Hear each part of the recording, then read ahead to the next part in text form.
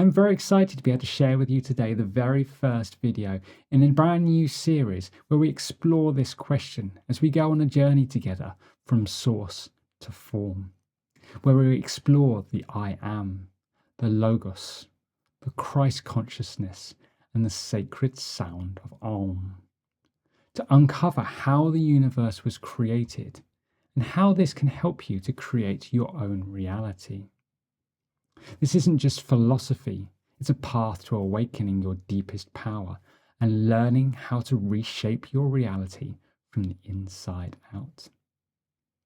Before we get started, I just want to say thank you so much for joining me on this journey. And if you want to be notified about the whole series as they release, please do hit that subscribe button and hit the bell icon as well if you're on YouTube to get the latest notifications. Let's dive straight in, shall we? I want to take you on a journey back to the very beginning, before our universe was born, before sound, before light, before thought, where there was only being, just pure consciousness and aware presence. This being was God.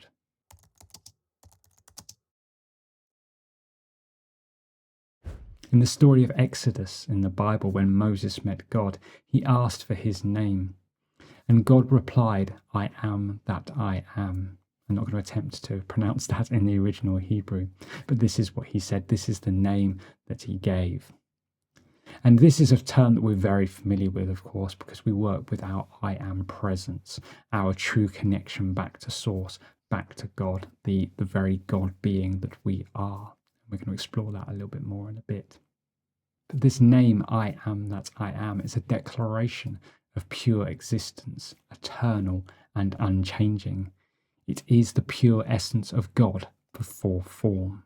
The word am representing the Alpha, the Omega, the beginning, the end, the masculine and the feminine, the all-encompassing energy of all creation that is God. Before the universe was born, this is all there was. I am, this pure, timeless being. This formless presence of I am desired to express itself, to create from itself, and therefore God said, let there be light, and there was light. This is the description of how the universe was built, how it was created. Another biblical reference from the book of John describes this same event by saying, in the beginning was the Logos, and the Logos was with God, and the Logos was God. Now the Logos comes from the original Greek, I believe, and it just translates to the word. In fact, later translations of this passage just use the word instead. So the Logos essentially is the creative force, the energy exerted by God in order to create the universe. In the beginning was the Logos. This was at the very beginning of the universe as we know it. There was this event we can refer to as the Logos. And this Logos was with God, and this Logos was God, as they say. So this is the creative force of God that went out to form our universe as we know it. And so this Logos is not separate from God. It is God. It is an expression of God's creation. You can think of this as God's vibration. And it arises from that I am presence, that formless being that was there from before the creation of the universe. Of course, modern science refers to this event as the Big Bang, and the two are one and the same. But the interesting thing, once again, is that the bang is referring to sound. The Logos, or the word, is a sound. So we have this idea that this creative breath, this creative form of God that created our universe as we know it, came from a sound. And this is one of the key areas I want to explore throughout this series. You'll see it's a repeated pattern that comes up and is such an important part of our ability to manifest our reality. And this principle, the word, the Big Bang, whatever you want to call it, elevates the idea of sound as so much more than just what we hear or what we speak, but as a fundamental creative principle. In many ancient forms of mysticism, the Logos is referred to as a manifestation of God's mind, of his voice and heart, and it's the bridge between the infinite and the finite being our universe as we know it, and the infinite being, of course, God, that I am presence. And this really resonates with me. This fits really well within the way that I have always seen the universe and spirituality, because of course God is so much greater than our universe. There are multiple universes, multiple dimensions, multiple timelines, and you could think of our universe as a child of God. It's an offshoot, a creation of God, and God sits in the hierarchy above our universe as creator of ours and many others. And this logos is the creative force behind it.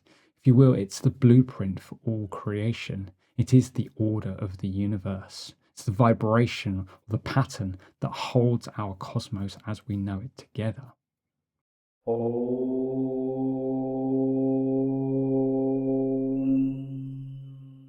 Bringing this back to sound, the interesting concept with this is it actually ties in with many other traditions, particularly Vedic ones, that speak about the sound of Om. Om, however you want to pronounce it. The two are one and the same. And they speak of Om as being the creator of the universe. In reality, Om is the sound of the word. It is the word. As the I am presence created our universe as we know it through the Logos, the Logos being the vibration of God, Om is the sound that that vibration made as it went out into the universe. And it is the sound of the universe. It is the heartbeat that lives in everything, absolutely everything, because everything is of God. If God created our universe through that moment, through the Logos, everything is created from God. And therefore, that vibration, that pattern of Om runs through absolutely everything. And we're going to talk a lot more about Om later in the series and how that we can use that to assist us to manifest our world. And it all comes back to being into alignment with it, as we said at the very beginning of this video.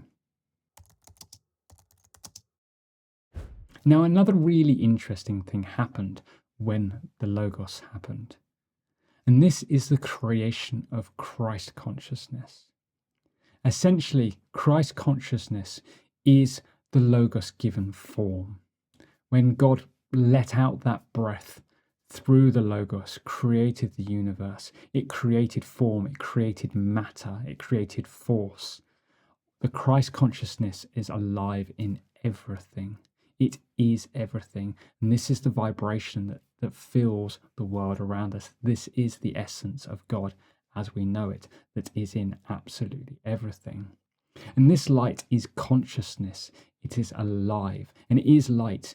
If you see my piece of artwork, The Light of the Universe, this was inspired by a story that Archangel Metatron told me about the birth of the universe and the formation of light, which is that same Christ consciousness. That artwork is Christ consciousness visualized.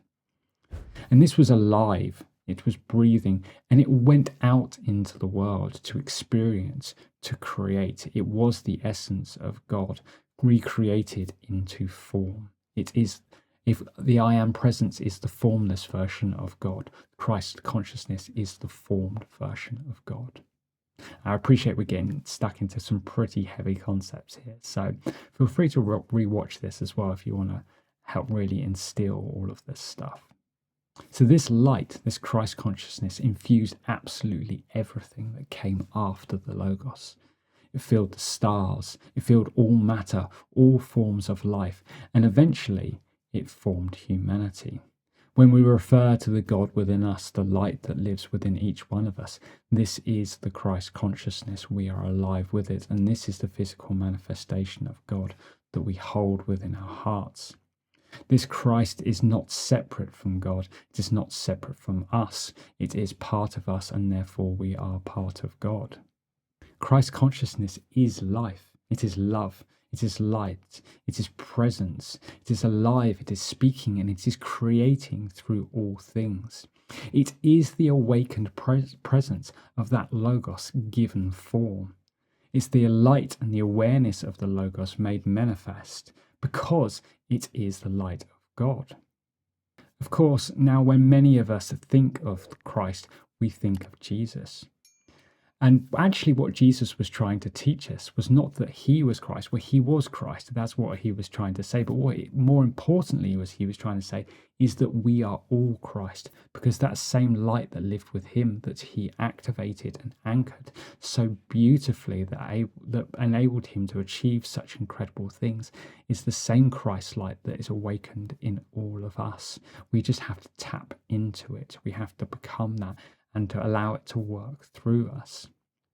This is literally the living essence of all life in our universe. It is the Logos become flesh.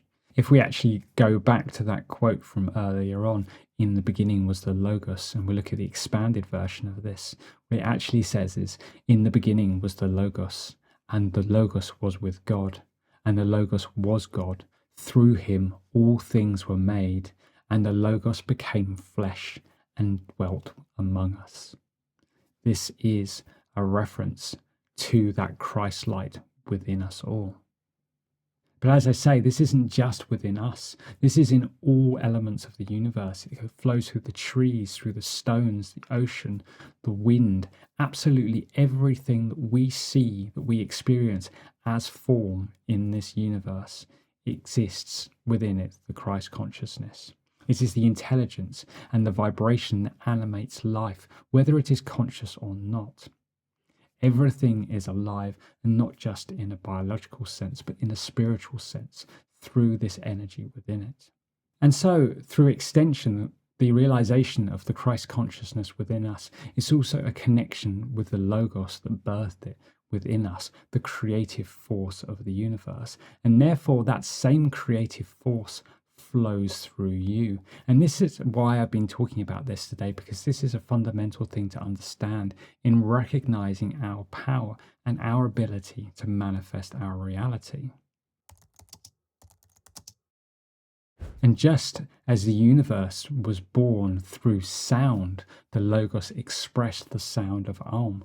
We create our universe through sound, through the words, through the sounds that we make, through the energy that we put out into the environment around us. Sound in particular, and the throat chakra that allows us to vocalize it, is the way that we translate our inner state to our outer state. Therefore, when we vocalize our thoughts and our feelings and spread them into the world around us, that same creative force, the Logos, flows through us, and we send that creative force out into the world in order to create around us. And this is something we're going to explore, including how modern day science is starting to discover these things as well as we move forward throughout this series. And this is such an important concept to master as we wish to step into our power. Because literally, with every sound that we make, the echo of God flows through us in each and every breath. Every sound that you project out into your world is always creating.